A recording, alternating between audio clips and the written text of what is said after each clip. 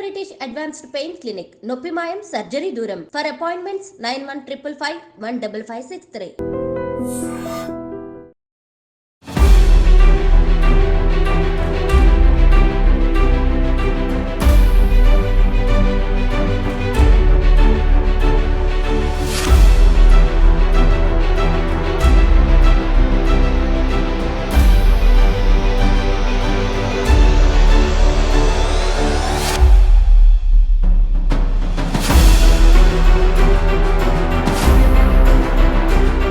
తల్లి దీని చరిత్ర మీకు తెలుసు.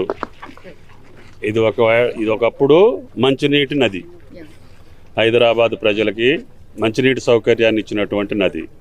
స్వచ్ఛమైనటువంటి నీటితోటి ఈ మూసీ పారివాహక ప్రాంతం పాడి పంటలతోటి విలసిల్లినటువంటి ప్రాంతం. సరే రానిన క్రమేణా ఆ నదికి ఒక మురికి కూపంలాగా తయారైంది. నాకు తెలిసే నేను 42 సంవత్సరాలుగా ప్రభుత్వాల్లో ఉన్నా.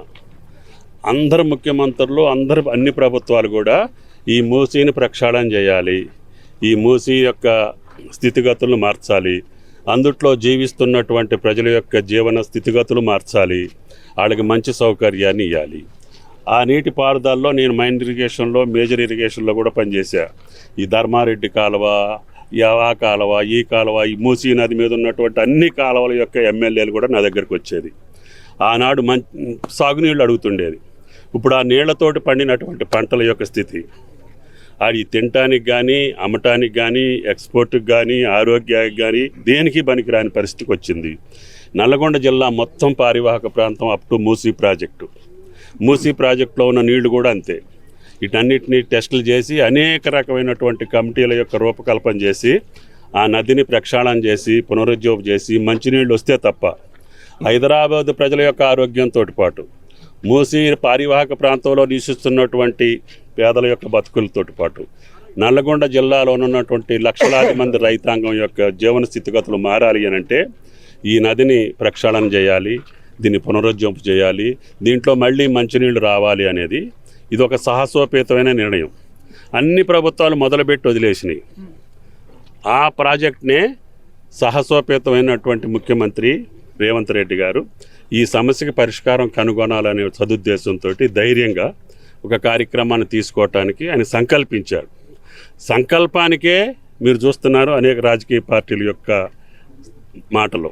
వీళ్ళందరూ అధికారంలో ఉన్నప్పుడు దీన్ని చేయాలని చెప్పి ప్రాజెక్ట్ రిపోర్ట్లు తయారు చేసి టెండర్లు పిలిచి కొంత ఇది చేసి కొంత అది చేసి మధ్యలో ఆపేసి మళ్ళీ దాన్ని చిందరవందర చేసినటువంటి పెద్ద మనుషులే. ఈనాడు దాన్ని వ్యతిరేకించే వాళ్ళు ఎవరూ లేరు. ఇది ప్రజల కోసం చేసేటటువంటి పని.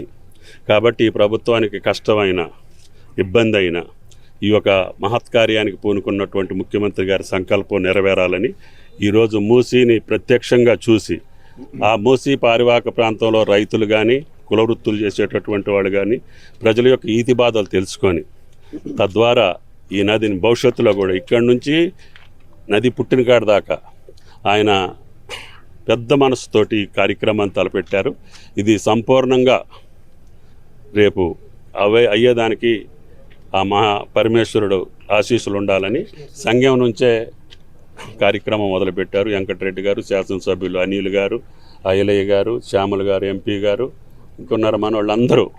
ప్రజల యొక్క కోరిక, ప్రజల యొక్క ఆలోచన ఇది చేసే మహా వ్యక్తి వచ్చాడు కాబట్టి ఆయనకు ఆశీర్వదించి ఈ పని పూర్తయ్యేటట్టుగా అందరూ కూడా అన్ని రాజకీయ పార్టీలతో పాటు అందరూ సహకరించమని చెప్పి ప్రార్థన. Thank you. అంటే మూసీకి సంబంధించి యాక్చువల్లీ ఒకటే సార్ ఒక క్లారిఫికేషన్ సార్. యాక్చువల్లీ నది పుట్టిన దగ్గర కాకుండా సిటీని వదిలేసి ఇక్కడ ఎందుకు చేస్తున్నారు అనేది పదే మాట్లాడుతున్నారు.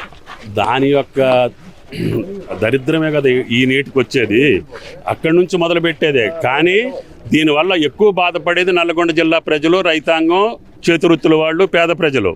ఇక్కడి నుంచే మొదలుపెట్టి దీన్ని ప్రక్షాళన చేస్తే ఈ జిల్లాతోటి పాటు హైదరాబాద్ ప్రజలకి అందుట్లో అందరికీ ఉపయోగపడుతుంది. కానీ అన్ని బిల్డింగ్స్ కూలుస్తూ పేదవాళ్ళ బిల్డింగ్స్ ఏది కోల్చరండి. అందుట్లో ఈరోజు పొట్టకూటి కోసం వచ్చి బతకటానికి ఉన్నటువంటి పేదలకి మంచి అవకాశాలు ఇచ్చి మంచి నివాసయోగ్యమైనటువంటి గృహాలు ఇచ్చి వాళ్ళ జీవన స్థితిగతులు మార్చితేనే ఈ పని మొదలు పెడతాం. అది ప్రామిస్ చేస్తున్నారా సార్? ఎందుకంటే ప్రభుత్వం యొక్క బాధ్యత అండి, ప్రభుత్వం బాధ్యత. ఎవరైతే రీహాబిలిటేట్ చేయాలో వాళ్ళని చేసి ఈ యొక్క పని పూర్తి చేస్తాం.